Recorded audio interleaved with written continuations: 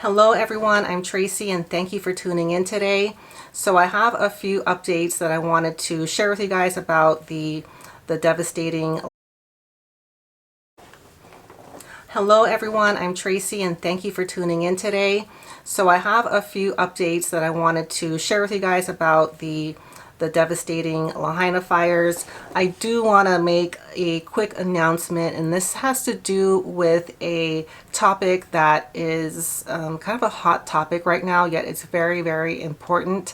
It has to do with what's going on with Russell Brand. He's been he's been demonetized from YouTube. If you guys aren't familiar with his channel, he has a very big following, about 6.8 million followers here on YouTube.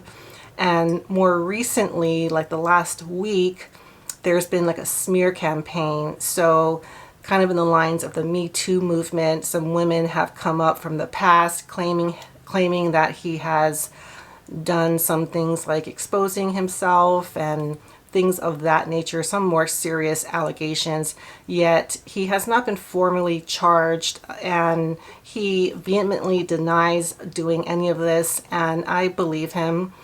They're kind of using that as an excuse to demonetize him and try to get him off the different platforms. So he is actually moving his content to Rumble. A British Parliament sent letters to both Rumble and TikTok requesting to know if they were going to monetize his content, and in a way asking them not to.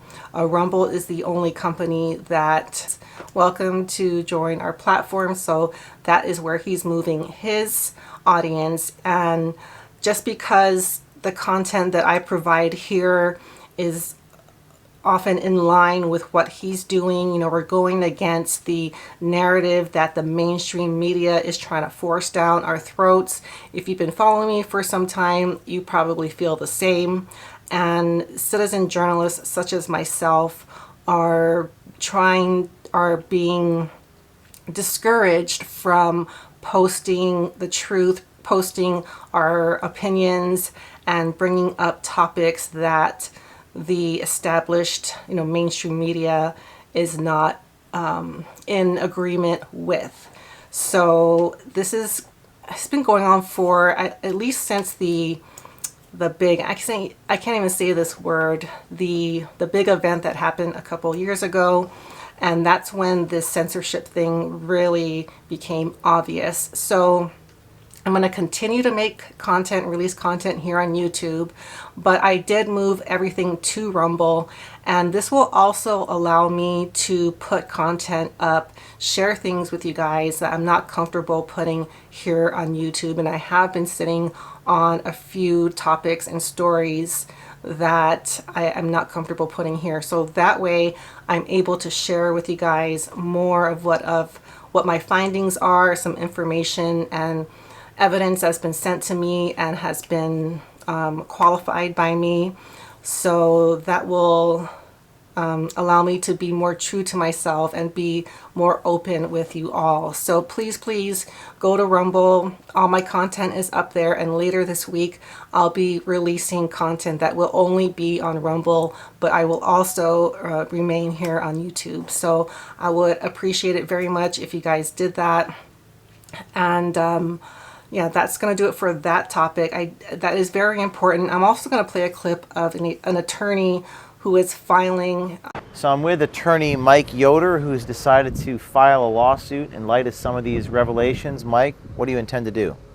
The first and most important thing is just so people in Hawaii and Lahaina understand that what we're trying to do is ensure that the land that they are so, sincere about and that they care so much about isn't taken from them a second time. A lot of the animosity and hostility is understandable based on the history and the culture that is very deeply rooted in Hawaii.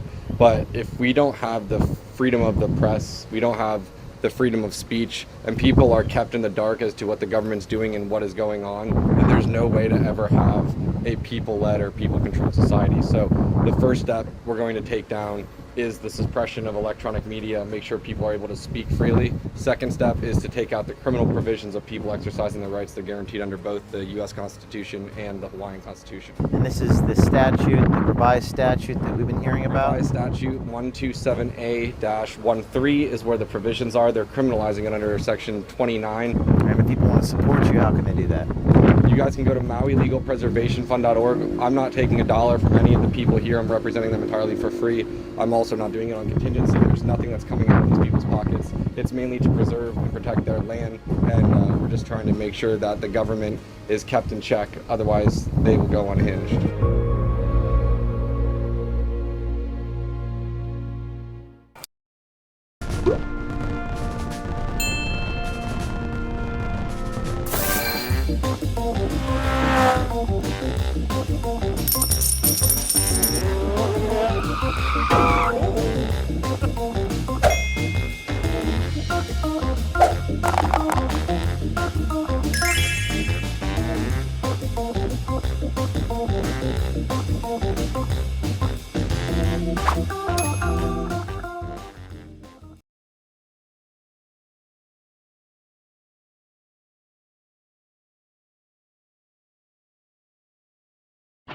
Realtor.com is the #1 app real estate professionals trust. So when you're buying or selling a home, Realtor.com's Real Estimate gives you 3 independent valuations, so you know what a home is really worth. Real Choice Selling lets you choose from multiple agent proposals, because when agents compete, you win.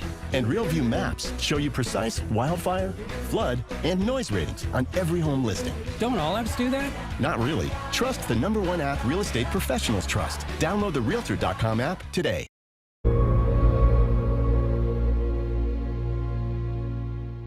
Okay, so that's what's been going on. I really hope that citizen journalists such as myself can continue reporting on these platforms, but we are very much at risk for being deplatformed. So thank you guys so much for understanding and for sticking with this story. And I can't express how appreciative I am from everyone, following the story and sticking with me, and all of your comments, likes, and interaction, the very large number of shares that I get on my videos.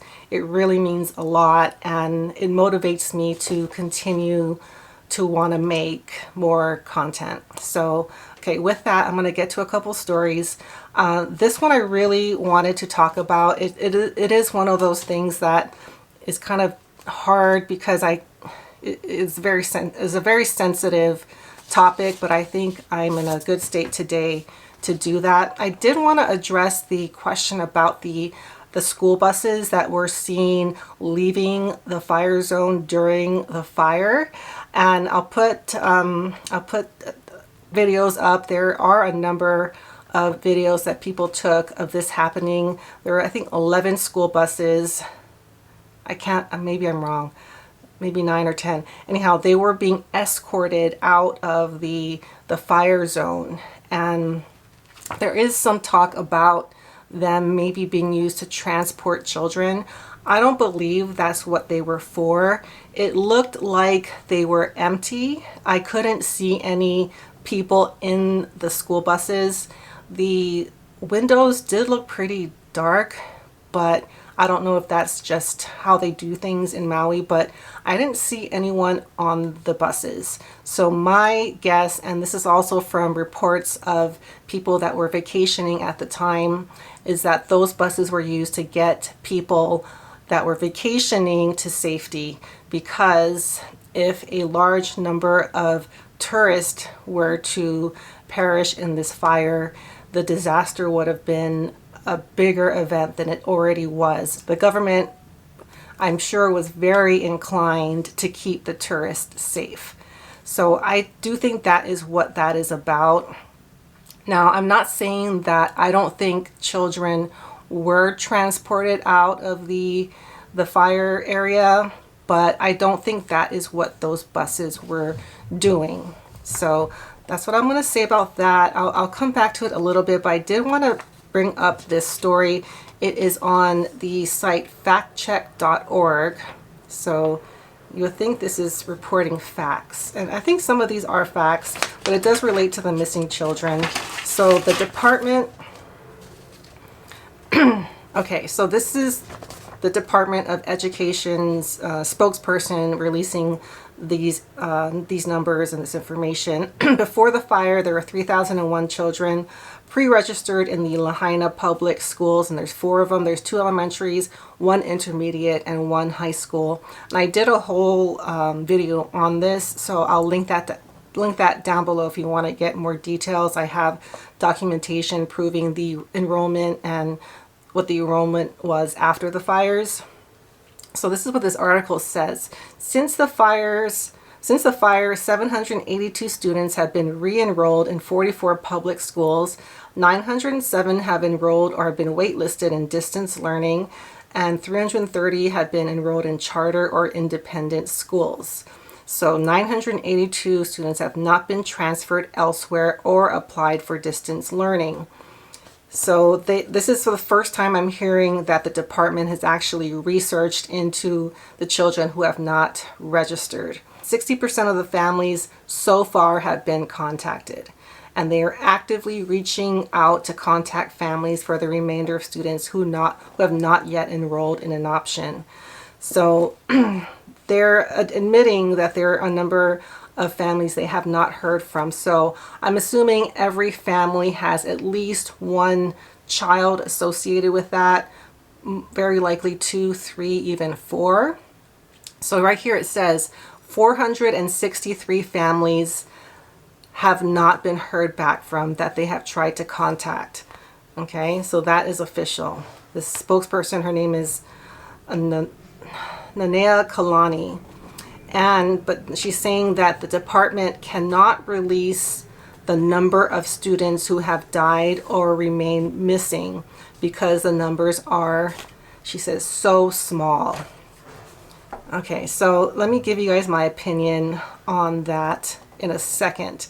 So because the numbers are so small, we'd be in effect identifying them, and that would violate the privacy of the families. So let me just give you my opinion on what I think of that statement. So 463 families have not been heard from. So there is a good chance that the children that belong to those families are no longer with us. So that is not a number that is so small. Even if it were 2, I don't think that any amount of children missing is too small to release those numbers. And the fact that it would be identifying them, that sounds like an excuse, and that it would violate the privacy of the families. Some of these families are no longer with us. They're missing or deceased. So I say screw that. Let us know how many children you have not heard from, and let us know what their names are. At this point, these are to me just excuses to not add to the number of missing and deceased, especially when it comes to kids. All right, and I want to stress again my opinion on the statement that was released by the Department of Education saying that 463 is too small, and that if they released any information about these families, it would be violating their privacy. Okay, so first of all, that number 463 is not small, not even close to being small, and I think most of you would agree. And by them saying that for privacy reasons they cannot release the identity of these people or these children or these families is completely baseless. The government is slowly releasing the identities, ages, and pictures of the deceased. And I think they've admitted to 2 minors. One was 7 and one was 14. So why is that not violating privacy, yet this article says they cannot release information because that is violating their privacy? For a lot of these families and a lot of these children, that is the only thing they're gonna get. That is all of the recognition they're gonna get. Okay, some of their bodies are not even intact, and this article goes into that. I don't want to get into the details, but some of these children, there is very little, if anything, left of them. Okay, by saying we're not going to give you information, it's like saying we're just going to forget about them, they're not here anymore, and they don't matter. The very least that the department can do is let us know who they are. Do something to honor them. They're already not going to get a proper burial. They're not going to be reunited with their families. And I'm Japanese, so we have a very particular way of honoring our dead. We all get cremated, but it is very important. And also, a very large part of the state of Hawaii are Japanese Americans. I think they're the most, Japanese Americans make up the most, I guess, percentage, at least when I lived there. But anyways, whether you have different values on how the dead are treated, it is very, very important to keep the remains of a person together, because that is how they believe, what we believe, that the physical body must stay intact with each other, so we don't go scattering their ashes or doing things like that. It's very important to keep whatever remains of the physical body in one. And we're never buried underground, we're always above ground. That is just how things are done in my culture. So by these children not even being whole in the afterlife is a very, to me, extremely disrespectful. There is a story of a lot of the ashes and remains of the fire were put into these blue big barrels and sent to the mainland. So a lot of these people who perished aren't even going to remain in their homeland, which is another, it generally is not how you would want to honor your dead. And I think that is probably shared with most, knowing that a lot of the remains were just, put into a barrel and shipped off somewhere is extremely disrespectful. So I don't agree with this article. I do think those numbers are correct, but as far as their opinion on them, I don't agree with them at all. Okay, the next story I wanted to talk about, and I haven't heard a lot about this. This comes from the website Daily Mail, and this goes into Ivanka Trump's trip to Maui, which happened, when was this? The 17th of September is when this was published. So she was seen handing out food and supplies to the victims of Maui. She looked very humble and was trying to lift the spirits of the people of Lahaina and let them know that they're not forgotten. So I commend her on that. I think if she, she's a very recognizable person, so any press that she gets and sheds light on this disaster and this tragedy, I support that. I think more news outlets should be reporting this, and that's why I'm reporting it. She took the time to talk to people who were getting supplies, and she even went out, there's a picture here, she even went out to some of the homes to deliver things, so the homes that weren't destroyed. She wore a name tag that said Eva instead of Ivanka, but I don't think she was trying to hide who she was. It's from these pictures. I'll try to put some pictures. It's very obvious who she was, and she's a very stunning woman, very hard to miss. So I don't think she was trying to remain anonymous, but from what I can tell, she was doing a very honorable thing. I just wish more news outlets would have publicize this, because more attention is good. I do, just because she comes from a real estate family and so does her husband, I did kind of think maybe there was a alternative another reason why she came to Maui at this time. But I don't know. There's no proof that she had meetings with any government officials or had contact with the governor, mayor, or police chief or anything like that. At least this article did not mention that.